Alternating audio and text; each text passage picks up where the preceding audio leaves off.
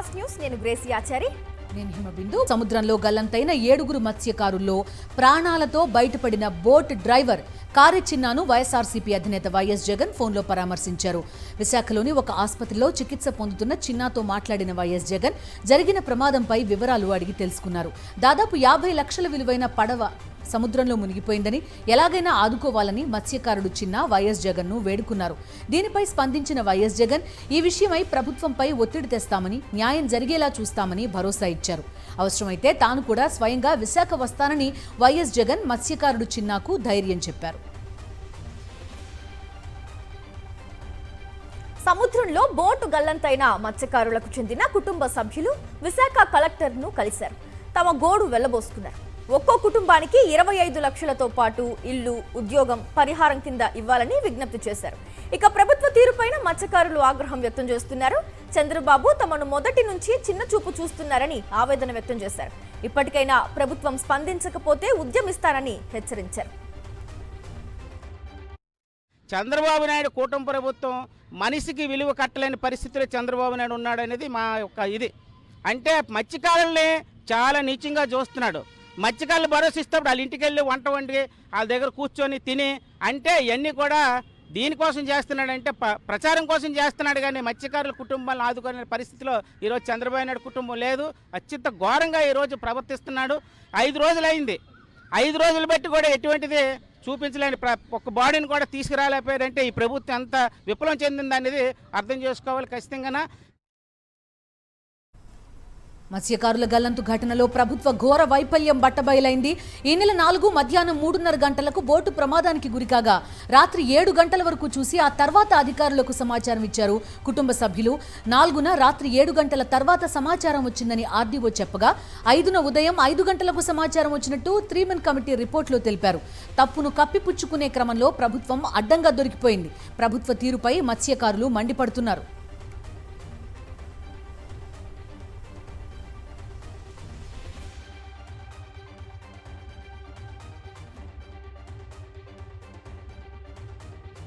ప్రభుత్వం బాధ్యతారాహిత్యంగా ఉందంటే ఇన్సిడెంట్ జరిగిన తర్వాత రాత్రి 10 గంటలకు సమాచారం ఇచ్చిన తర్వాత ఆ నైటే కోస్ట్ గార్డ్స్ వెళ్ళిన ఇది ఎంతో దూరం కూడా కాదు, సుమారు 10 మైల్స్ దూరం అంటే ఇంచుమించు గంగవరం పోట ఆ పరిసర ప్రాంతాలు. ఇదేం పెద్ద దూరం కూడా కాదు. పేదల పట్ల కానీ మత్స్యకారు కుటుంబాల పట్ల కానీ ఈ ప్రభుత్వానికి చిత్తశుద్ధి లేదు. ఖచ్చితంగా వాళ్ళకి ప్రభుత్వం పక్షాన, ప్రజల పక్షాన, బాధితుల పక్షాన ఈ ప్రభుత్వం మీద ఒత్తిడి తీసుకొస్తాం. వైఎస్ఆర్ పార్టీ ప్రతిపక్ష పార్టీగా మా జగన్మోహన్ రెడ్డి నాయకత్వంలో ఖచ్చితంగా కార్యక్రమం చేస్తాం. నంద్యాల జిల్లా బనగానపల్లె బహిరంగ సభలో మంత్రి బీసీ జనార్దన్ రెడ్డి పరువు తీశారు సీఎం చంద్రబాబు. మంత్రి పనితీరు బాగోలేదని బహిరంగ సభలోనే చెప్పేశారు. బనగానపల్లెలో 45 సర్వీసులకు 25 సర్వీసుల్లో పనితీరు సరిగ్గా లేదన్నారు. ఇంట గెలిచి బయట గెలవాలని మంత్రిని హెచ్చరించారు. ప్రజల్లో వ్యతిరేకత వచ్చిందని, పనితీరు మార్చుకోవాలని బీసీ జనార్దన్ రెడ్డికి సూచించారు సీఎం చంద్రబాబు. ఇక్కడ బనగానపల్లి స్పెషల్ ఆఫీసర్, నువ్వేనా స్పెషల్ ఆఫీసరు? బాగాలేదు మీ పరిస్థితి. మొత్తం 32 సర్వీసుల్లో ఇయర్లీ చూస్తే 43 సర్వీసుల్లో 18 పాజిటివ్, 25 నెగటివ్. దానికి నీ బాధ్యత, మంత్రి బాధ్యత నాకు తెలియదు. ఓకే, నువ్వు కూడా కొంచెం గట్టిగా ఉండాలి వీళ్ళందరితో. కాన్స్టి ముందు ఇంటి గెలిచి రచ్చగలవాలి. మన ఇంటి దగ్గర ఇవన్నీ వస్తే కరెక్ట్ కాదు. మరోవైపు బనగానపల్లెలో మీ భూమి మీ హక్కు సభ నిర్వహించారు ముఖ్యమంత్రి చంద్రబాబు. మీటింగ్లో ఒక మహిళ తమ సమస్య చెప్పుకునేందుకు ప్రయత్నిస్తే ముఖ్యమంత్రి అడ్డుకున్నారు. ఇది ఓ పవిత్ర కార్యక్రమం అని చెప్తూనే సమస్యలు చెప్పడానికి వీల్లేదు అన్నట్టు వ్యవహరించారు ఆయన. అన్ని సమస్యలు తానే పరిష్కరిస్తా అంటూనే ఆయన్ని కలిసేందుకు ప్రయత్నించిన ఓ మహిళ పట్ల చంద్రబాబు దురుసుగా వ్యవహరించారు. ఏయ్ విను అంటూ సదరు మహిళపై విసుక్కున్నారు.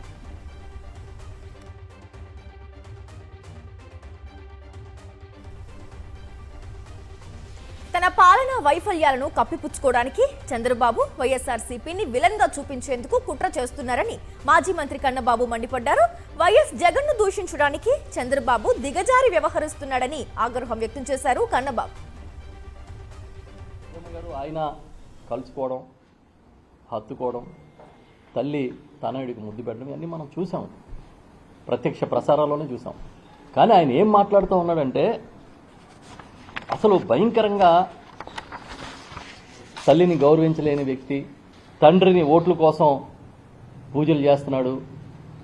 అసలు ఇది ఒక 17 సంవత్సరాలు ముఖ్యమంత్రిగా చేసి ఒక పార్టీని సుదీర్ఘకాలంగా నడుపుతున్న చంద్రబాబు నాయుడు గారు మీరు మాట్లాడే భాష కానీ మీరు మాట్లాడుతున్న వ్యవహార శైలి కానీ సంస్కారమా?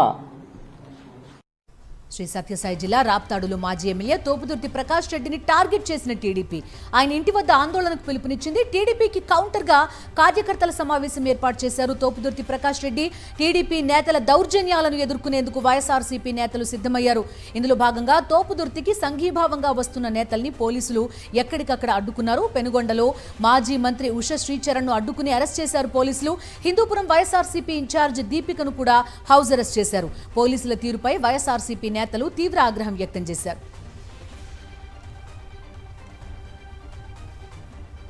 ఎమ్మెల్యేలు అమిలినేని సురేంద్ర, పరిటాల సునీత, ఆమె కుమారుడు శ్రీరామ్ మడకసిర ఎమ్మెల్యే ఎంఎస్ రాజును ముందు పెట్టి నీచ రాజకీయాలు చేస్తున్నారని మాజీ ఎమ్మెల్యే తోపుదుర్తి ప్రకాష్ రెడ్డి ఆగ్రహం వ్యక్తం చేశారు.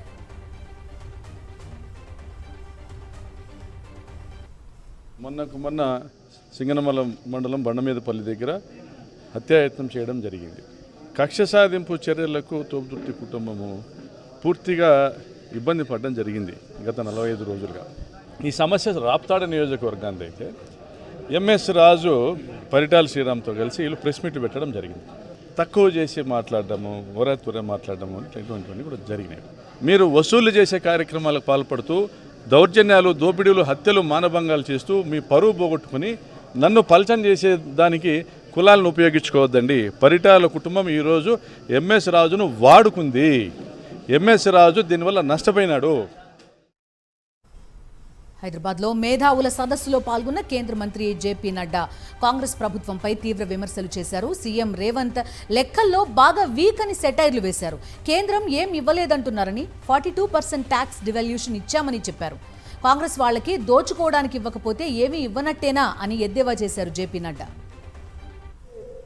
रेवंत रेड्डी साहब का मैथमेटिक्स बड़ा वीक है. वो हमेशा बोलते रहते हैं केंद्र ने कुछ नहीं दिया, केंद्र ने कुछ नहीं दिया, केंद्र ने कुछ नहीं दिया. ये कांग्रेस वालों को एक ही रट है, अपना कुछ कमाना नहीं, दूसरे का खाने से हटना नहीं. रेवंत रेड्डी ने कहा कांग्रेस पार्टी 1000 करोड़ रुपए कांग्रेस परिवार को देने के लिए तैयार है एवरी ईयर. तो ये किसका पैसा है? ये आपका पैसा है. కష్టాల్లో ఉన్న సింగరేణికి ఆర్థిక చేయూతనిచ్చేందుకు కేంద్రం అన్ని విధాలా సహకరిస్తోందన్నారు కేంద్ర మంత్రి కిషన్ రెడ్డి. తాడిచెర్ల బ్లాక్ 2ను సింగరేణికి ఇవ్వాలని నిర్ణయించినట్లు ఆయన తెలిపారు. సుప్రీం తీర్పు ఉన్నప్పటికీ చట్టంలోని కొన్ని ప్రొవిజన్లను పరిగణలోకి తీసుకుని సింగరేణికి తాడిచెర్లను ఇవ్వాలని ప్రధాని మోదీ నిర్ణయం తీసుకున్నారని కిషన్ రెడ్డి వెల్లడించారు. సింగరేణిలోనే అతిపెద్ద కోల్ బ్లాక్ తాడిచెర్ల అని, ఇది తెలంగాణ ఇంధన భద్రతకు దీర్ఘకాలిక భరోసా ఇస్తుందన్నారు కిషన్ రెడ్డి. సింగరేణి ఉన్నటువంటి సమస్యలను దృష్టిలో పెట్టుకొని ఒక తెలంగాణ రాష్ట్రానికే కాకుండా దక్షిణ భారతదేశానికి ఊపిరిగా ఉన్నటువంటి యొక్క బొగ్గు గనిని మనమందరం కూడా చేయూతను అందించాలనేటువంటి దృక్పథంతో నేను ప్రధానమంత్రి గారిని అనేక సార్లు మాట్లాడడం జరిగింది. 2047 నాటికి తెలంగాణ $3 ట్రిలియన్ ఆర్థిక వ్యవస్థగా ఎదుగుతుందన్నారు సీఎం రేవంత్ రెడ్డి. షాబాద్ మండలం సీతారాంపురంలో నూతనంగా ఏర్పాటు చేసిన India's next gen solar module యూనిట్ను ముఖ్యమంత్రి ప్రారంభించారు. యువతలో నైపుణ్యాభివృద్ధి కోసమే స్కిల్ యూనివర్సిటీ నెలకొల్పామన్నారు. అత్యంత నివాస అనుకూల నగరాల జాబితాలో హైదరాబాద్ ముందుంటుందన్నారు సీఎం రేవంత్ రెడ్డి. ఇన్ని రోజులు మనం అమెరికా వైపు చూసినాం. Now we have to shift our focus to Germany, Japan, South Korea. We have to compete with China. Then only India is going to reach by 2047 $30 trillion economy. మీ అందరి సహకారం ఉండాలి. 2034 వరకు నేను నా మిత్రుడు శ్రీధర్ బాబు గారు తప్పకుండా తెలంగాణ రాష్ట్రాన్ని $1 trillion ఎకానమీకి తీసుకెళ్లే వరకు నిరంతరం కష్టపడతామని మీకు మాటిస్తూ సీఎం రేవంత్ రెడ్డిపై మాజీ మంత్రి హరీష్ రావు సెటైర్లు వేశారు. ఒకప్పుడు కరువు ప్రాంతమైన సిద్దిపేటలో కాళేశ్వరం ప్రాజెక్టు కారణంగా భూమికి బరువయ్యేంత పంట పండుతుందని, కానీ రేవంత్ రెడ్డికి కళ్ళు కనిపించడం లేదంటూ ఎద్దేవా చేశారు. కాళేశ్వరం కూలిందని ముఖ్యమంత్రి అసత్య ప్రచారం చేస్తున్నాడని, అదే నిజమైతే రంగనాయక సాగర్లోకి నీళ్లు ఎక్కడి నుంచి వచ్చాయో చెప్పాలన్నారు హరీష్ రావు. 2026-27 విద్యా సంవత్సరానికి సంబంధించి ఇంజనీరింగ్ విద్యార్థుల నుంచి ఫీజులు వసూలు చేయొద్దని కాలేజీలకు తెలంగాణ హైకోర్టు ఆదేశాలు జారీ చేసింది. అడ్మిషన్ల కోసం గతంలో అనుసరించిన విధానాన్నే కొనసాగించాలని ధర్మాసనం సూచించింది. ఈ క్రమంలో గతంలో ఇచ్చిన మధ్యంతర ఉత్తర్వులను సవరించిన ధర్మాసనం ఈ ఆదేశాలు ఆగస్టు 20 వరకు అమల్లో ఉంటాయని తెలిపింది. తెలంగాణ సీఎంగా సమీక్షలు, సమావేశాలతో నిత్యం బిజీగా ఉండే రేవంత్ రెడ్డి తన మనవడి కోసం వంటింట్లో గరిట పట్టారు. అవును, మీరు విన్నది నిజమే. తాత, నువ్వు పూరీలు చేస్తేనే తింటా అని మనవడు ముద్దుగా అడగడంతో రేవంత్ రెడ్డి స్వయంగా పూరీలు చేసి పెట్టారు. వంటింట్లో మనవడితో సరదాగా మాట్లాడుకుంటూ పూరీలు వేస్తూ గడిపిన క్షణాలను CM Revanth Reddy social media వేదికగా పంచుకున్నారు. బిజీగా సాగుతున్న ప్రజా జీవితంలో మనవడితో కలిసి పూరీలు వేస్తూ గడిపిన ఈ కొన్ని క్షణాలు మధుర జ్ఞాపకాలు అంటూ సీఎం రేవంత్ రెడ్డి రాసుకొచ్చారు. ఎస్ఐఆర్ తుది దశలో బీఎల్ఏలు, పార్టీ నేతలు మరింత అప్రమత్తంగా ఉండాలని సూచించారు. వైఎస్ఆర్సీపీ స్టేట్ కోఆర్డినేటర్ సజ్జల రామకృష్ణారెడ్డి ఎమ్మెల్యేలు, సమన్వయకర్తలతో నిర్వహించిన టెలికాన్ఫరెన్స్ లో బీఎల్ఏల బాధ్యతలు, ఓటర్ల అవగాహన, ప్రజా పోరాటాలపై ఆయన దిశానిర్దేశం చేశారు. ఎస్ఐఆర్ విషయంలో కొన్ని చోట్ల తమకు అనుకూలంగా వ్యవహరించేలా టీడీపీ నేతలు అధికారులపై ఒత్తిడి చేస్తున్నారని, అలాంటి ప్రయత్నాలను పార్టీ నాయకులు, బీఎల్ఏలు గమనించాలన్నారు. రాష్ట్రంలో శాంతి భద్రతలు దిగజారిపోయాయని, కూటమి ప్రభుత్వం, పోలీసులు సోషల్ మీడియాపై ఉక్కుపాదం మోపుతూ రకరకాల కేసులు పెట్టి వేధింపులకు గురిచేస్తున్నారని సజ్జల మండిపడ్డారు. సాయి కృష్ణ, క్రాంతికుమార్ కుటుంబాలను వైఎస్ జగన్ పరామర్శించిన తర్వాతే ప్రభుత్వంలో చలనం వచ్చిందన్నారు. గుంటూరు జిల్లా ఉండవల్లిలో ఎమ్మెల్సీ మొండితోక అరుణ్ కుమార్, తాడికొండ వైఎస్ఆర్సీపీ సమన్వయకర్త డైమండ్ బాబు ఇచ్చిన ఫిర్యాదుపై కేసు నమోదు చేయకపోవడంతో అడిషనల్ ఎస్పీకి ఫిర్యాదు చేశారు వైఎస్ఆర్సీపీ నేతలు. జిల్లా ఎస్పీ అపాయింట్మెంట్ ఇచ్చి కార్యాలయంలో లేకుండా వెళ్లిపోయారని, వినతి పత్రం తీసుకోవడానికి కూడా లోకేష్ అనుమతి కావాలా అని ప్రశ్నించారు అంబటి రాంబాబు. పశ్చిమ గోదావరి జిల్లా భీమవరంలో ఈ నెల 15న మాజీ సీఎం వైఎస్ జగన్ పర్యటించనున్నారు. పర్యటనకు సంబంధించి భీమవరంలోని జిల్లా వైఎస్ఆర్సీపీ కార్యాలయంలో ఉభయ గోదావరి జిల్లాల నాయకులతో సమావేశం నిర్వహించారు. ప్రభుత్వంపై ఒత్తిడి తెచ్చేందుకు వైఎస్ జగన్ పర్యటించనున్నారని మాజీ మంత్రులు పేర్ని నాని, గుడివాడ అమర్నాథ్ తెలిపారు. ఆక్వా రంగం ఈరోజు సంక్షోభంలో ఉంటే చంద్రబాబు నాయుడు గారి ప్రభుత్వం మొద్దునిద్ర వహిస్తూ ఉంది. నిన్న మత్స్యకారులు వేటకెళ్ళి 6 తప్పిపోయినటువంటి పరిస్థితుల్లో దాని మీద స్పందించరు. ఒక మంత్రి రాడు, ప్రభుత్వం స్పందించదు. ఈ పరిస్థితుల్లో అనేక రంగాలు, అన్ని రంగాలు ఈరోజు నిర్వీర్యం అయిపోయి ఉన్నటువంటి రాష్ట్రంలో ప్రజల్ని కాపాడేటువంటి ఏకైక నాయకుడు ఒక్క జగన్మోహన్ రెడ్డి గారు అనేటువంటి ఆలోచనకి రాష్ట్ర ప్రజలందరూ వచ్చారు. అందుకనే వారి పక్షాన్ని నిలబడి పోరాటం చేయడానికే 15వ తారీఖు భీమవరం పర్యటన కూడా జరగబోతా ఉంది. ఆక్వా రంగానికి, ఆక్వా రైతులకి ఓ భరోసాని ఇవ్వడానికి, ప్రభుత్వం మీద ఒత్తిడి తీసుకురావడానికి, తప్పకుండా ప్రభుత్వం మెడలు వంచి ఆక్వా రైతాంగానికి న్యాయం చేసేటువంటి విధంగా ఈ పర్యటన ఉండబోతా ఉందనేటువంటి విషయాన్ని మరొకసారి ఈ సందర్భంగా తెలియజేస్తా ఉన్నాం. చంద్రబాబును నమ్ముకుంటే మునిగేది జనసేనే అని రావణ్ వ్యవహారంతోనే తెలుస్తోందన్నారు మాజీ మంత్రి కొడాలి నాని. టీడీపీ మద్దతు లేకుండా 4 కేసుల్లో రావణ్ కు బెయిల్ ఎలా వచ్చిందని ప్రశ్నించారు. కమ్మ వ్యక్తిని దళితుడిగా, రావణ్ను జోసెఫ్గా మార్చింది టీడీపీ, ఎల్లో మీడియానే అన్నారు. రాష్ట్రంలో డమ్మీ సీఎం, డిప్యూటీ సీఎం కు వాల్యూ లేదని, యాక్టింగ్ సీఎం లోకేష్ మాటలే చెల్లుబాటు అవుతాయన్నారు కొడాలి నాని. ఇప్పుడు ఆయన రావణ్ అని పిలవాలా, జోసెఫ్ అని పిలవాలా? రావణ్ని జోసెఫ్ గా మార్చింది ఎవరు? కులం మార్చేశారు. కమ్మ అంటే కాదు దళితుడు అంటున్నారు. నా పేరు రావణ్ అంటే కాదు నీ పేరు జోసెఫ్ అంటున్నారు. నేను క్రిస్టియన్ కాదురా బాబు అంటే కాదు నువ్వు క్రిస్టియన్ అంటున్నారు. అసలు ఈ రాధాకృష్ణ గారికి కానీ, ఏబిఎన్, TV5 బిఆర్ నాయుడికి కానీ, ఈ మహాన్యూస్ వంశీకి కానీ అతని కులాన్ని, పేరుని, మతాన్ని మార్చాల్సినటువంటి అవసరం ఎందుకు వచ్చింది? సరే, రావణ్ వాళ్ళు చెప్పినట్టు మా మనిషి అయితే పిఠాపురంలో బెయిల్ ఎందుకు వచ్చింది అతనికి? పోలవరం ఎమ్మెల్యే చిర్రి బాలరాజు అనుచరులు అరాచకాలు పెరిగిపోతున్నాయి. జనసేన నాయకుడు ఏపూరి సతీష్ పై దాడి చేసి గన్తో బెదిరించారు. చిర్రి బాలరాజు అనుచరుల దాడిలో సతీష్ కు తీవ్ర గాయాలయ్యాయి. ఉదయం కారులో వచ్చి బాలరాజు అనుచరులు తీసుకెళ్లారని సతీష్ చెప్తున్నాడు. ఇటీవల ఒక గ్రూప్ లో ఎమ్మెల్యేకి వ్యతిరేకంగా పోస్టు పెట్టానని, అందుకే ప్లాన్ చేసి తనపై దాడి చేశారని సతీష్ అంటున్నాడు. క్షమాపణలు చెప్పినా కారులో తీసుకెళ్లి ఇనుప రాడ్లతో కొట్టి గన్ చూపించి చంపేస్తామని బెదిరించారని వాపోయాడు సతీష్.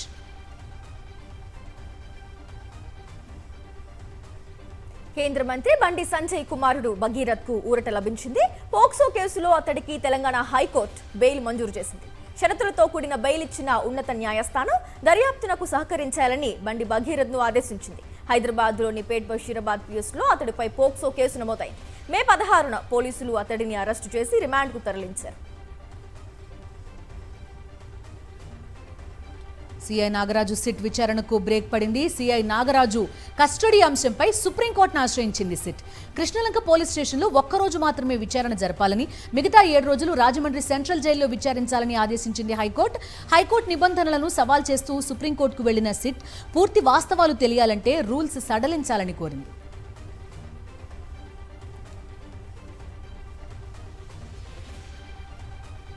తిరుపతి జంట హత్య కేసులో పోలీసుల విచారణ కొనసాగుతోంది. నిందితులు ఏర్పేడు మండలం జంగాలపల్లికి చెందిన వ్యక్తులుగా పోలీసులు గుర్తించారు. తిరుమలలో పనిచేసే సంపూర్ణమ్మ కుమార్తెతో సునీల్ కు వివాహమైంది. అయితే కొన్ని నెలల క్రితం కారణం చెప్పకుండా సునీల్ భార్యను వదిలేశాడు. అయితే నిన్న ఓ ఫంక్షన్ లో పెళ్లి పెద్దలు మునిరత్నం, మణికంఠ సునీల్ తో మాట్లాడారు. సంపూర్ణమ్మ కుమార్తెను వదిలేయడంపై గట్టిగా నిలదీశారు.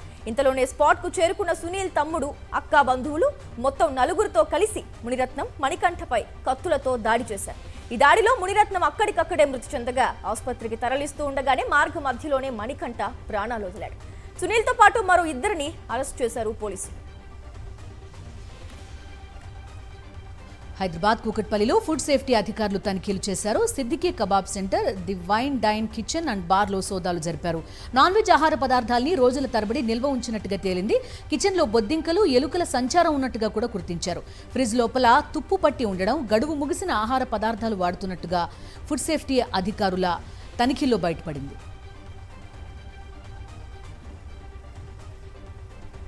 తెల్లవారగానే ఇంటి ఎదుట ముగ్గు వేసేందుకు కల్లాపి జల్లుతూ ఉంటారు. ఇందుకు గాను పేడకు బదులు ఇటీవల వినియోగిస్తున్న కల్లాపి పొడి ప్రాణాంతక విషయమని అధికారుల తనిఖీల్లో తేలింది. దీని తయారీలో అత్యంత హానికరమైన పారిశ్రామిక రంగులకు వాడే ఆర్మైన్-O అనే రసాయనాన్ని విచ్చలవిడిగా వాడుతున్నట్లు వెల్లడైంది. వైఎస్ఆర్ జిల్లా ప్రొద్దుటూరులో కొన్నేళ్లుగా శ్రీ సౌభాగ్య కల్లాపి పొడి పేరుతో తయారు చేసి విక్రయిస్తున్నారు.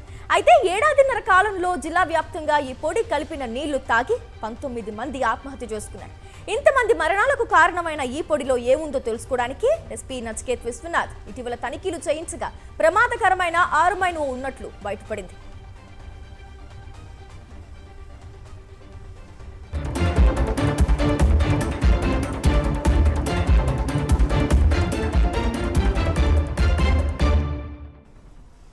Moving on to national updates. నైరుతి రుతుపవనాల ప్రభావంతో దేశవ్యాప్తంగా పలు రాష్ట్రాల్లో భారీ వర్షాలు దంచి కొడుతున్నాయి. ఢిల్లీ నుంచి కేరళ వరకు, గుజరాత్ నుంచి జమ్మూ కాశ్మీర్ వరకు కుండపోత వానలు జనజీవనాన్ని అతలాకుతలం చేస్తున్నాయి. ఉత్తరాఖండ్లో నదులు ఉప్పొంగుతున్నాయి. వరదలు, కొండ చర్యలు విరిగిపడటం, భవనాలు కూలిపోవడంతో పాటు రోడ్డు, రైల్వే రవాణాకు తీవ్ర అంతరాయం ఏర్పడింది. ఢిల్లీ, యూపీ పరిసరాల్లో గత 24 గంటల్లో 180 నుంచి 250 మిల్లీమీటర్ల వర్షపాతం నమోదైంది. భారీ వర్షాలకు ఢిల్లీ ఎన్సీఆర్లో జనజీవనం అస్తవ్యస్తంగా మారింది. కుండపోత వానలకు ఢిల్లీ బార్డర్లోని ఘాజియాబాద్లో రోడ్డు ఒక్కసారిగా కుంగిపోయింది. రహదారిపై భారీ గుంత ఏర్పడింది. దీంతో కార్, స్కూటీ ఇందులో చిక్కుకుపోయాయి. వసుంధరాలోని అటల్ చౌక్ వద్ద ఈ ఘటన జరిగింది. మహారాష్ట్రలో వర్షం బీభత్సం సృష్టిస్తోంది. రాయ్గఢ్ జిల్లాలో కురుస్తున్న భారీ వర్షాలు తీవ్ర విధ్వంసాన్ని సృష్టిస్తున్నాయి. ఈ వరదల కారణంగా హెచ్పీసీఎల్ ఎల్పీజీ ప్లాంట్ మొత్తం వరద నీటిలో మునిగిపోయింది. ప్లాంట్లోని వేల సంఖ్యలో ఖాళీ సిలిండర్లు పటలాగంగా నదిలోకి కొట్టుకుపోయాయి. అలా 1 కాదు 2 కాదు, గ్యాస్ ప్లాంట్లోని సుమారు 3000 గ్యాస్ సిలిండర్లు వరద నీటిలో కొట్టుకుపోయాయి.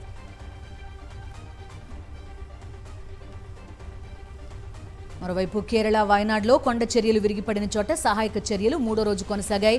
ప్రమాదంలో 5గురు చనిపోగా మరో 3 మట్టి దిబ్బ కింద చిక్కుకుని ఉన్నారని అధికారులు చెబుతున్నారు.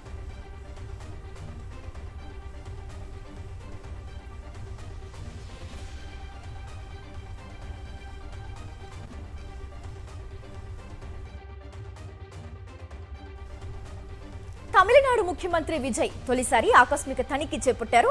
చెన్నై ఎగ్మూర్లో ఉన్న ప్రభుత్వ పిల్లల ఆసుపత్రికి చేరుకుని అక్కడి పరిస్థితులను స్వయంగా పరిశీలించారు. ప్రతి వార్డును పరిశీలించిన విజయ్ అక్కడ అందుతున్న వైద్య సేవలు, కల్పిస్తున్న సౌకర్యాలపై అడిగి తెలుసుకున్నారు. ఆసుపత్రి సిబ్బంది పనితీరు ఎలా ఉంది, మందులు ఉచితంగా ఇస్తున్నారా లేదా, ఎవరైనా లంచాలు అడుగుతున్నారా అంటూ ఆరా తీశారు. ఈ క్రమంలో అక్కడున్న శిశువులను ఎత్తుకుని ముద్దాడిన సీఎం బాలింతలతో ఆప్యాయంగా మాట్లాడి వారి ఆరోగ్య పరిస్థితిని అడిగి తెలుసుకున్నారు. తనిఖీల సందర్భంగా ఆసుపత్రి ఆవరణ, వార్డుల పరిసరాల్లో అపరిశుభ్రతపై సీఎం విజయ్ తీవ్ర అసంతృప్తి వ్యక్తం చేశారు. పసిపిల్లలు ఉండే ఆసుపత్రిని ఇంత నిర్లక్ష్యంగా ఉంచుతారా అంటూ అక్కడున్న ఉన్నత అధికారులు, శానిటేషన్ సిబ్బందిపై ఆగ్రహం వ్యక్తం చేశారు.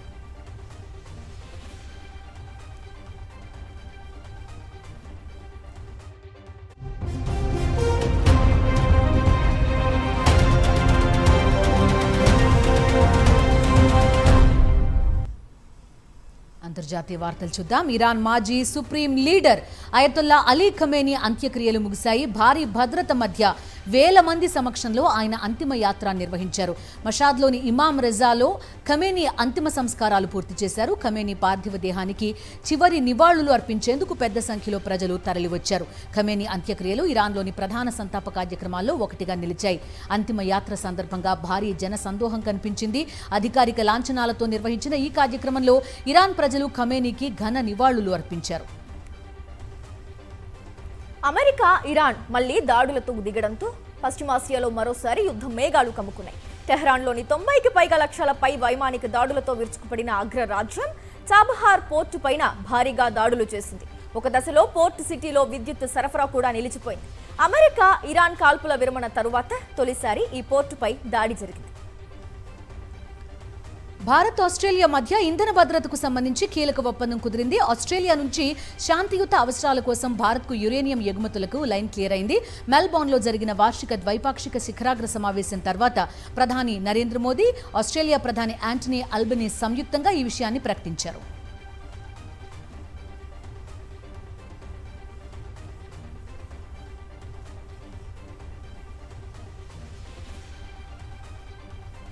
గొప్పగా ఎదగండి, ఎక్కువ విజయాలు సాధించండి అంటూ మెల్బోర్న్లోని ప్రవాస భారతీయులకు పిలుపునిచ్చారు ప్రధాని Narendra Modi. Grow more, achieve more సంకల్పంతో ముందుకెళ్లాలన్నారు. త్వరలోనే 3వ అతిపెద్ద ఆర్థిక వ్యవస్థగా భారత్ అవతరిస్తుందని ధీమా వ్యక్తం చేశారు. ఆస్ట్రేలియా పర్యటనలో భాగంగా మెల్బోర్న్లో నిర్వహించిన ప్రవాస భారతీయుల ఆత్మీయ సమ్మేళనంలో ప్రధాని మోదీ మాట్లాడారు. మెల్బోర్న్ మీట్స్ మోదీ పేరిట నిర్వహించిన ఈ కార్యక్రమంలో 30,000 మంది పాల్గొన్నారు.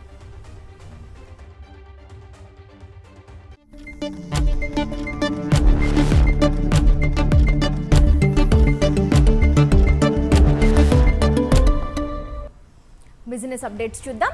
దేశీయ స్టాక్ మార్కెట్ సూచీలు లాభాలతో ముగిశాయి. Realty, consumer durables, PSU bank stocks లో కొనుగోళ్ల మద్దతుతో ఇన్వెస్టర్ సెంటిమెంట్ బలపడింది.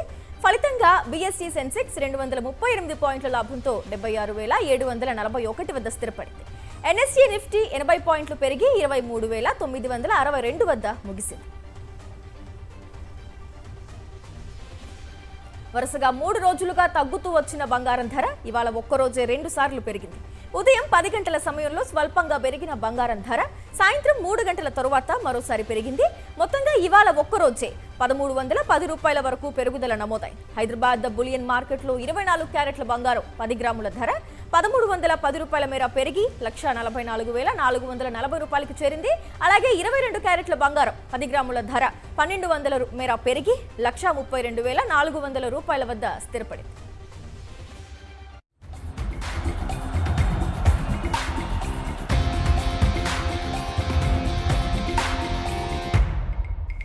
భారత్, ఇంగ్లాండ్ మధ్య 5 మ్యాచ్ల T20 సిరీస్లో 4వ పోరు కాసేపట్లో జరగనుంది.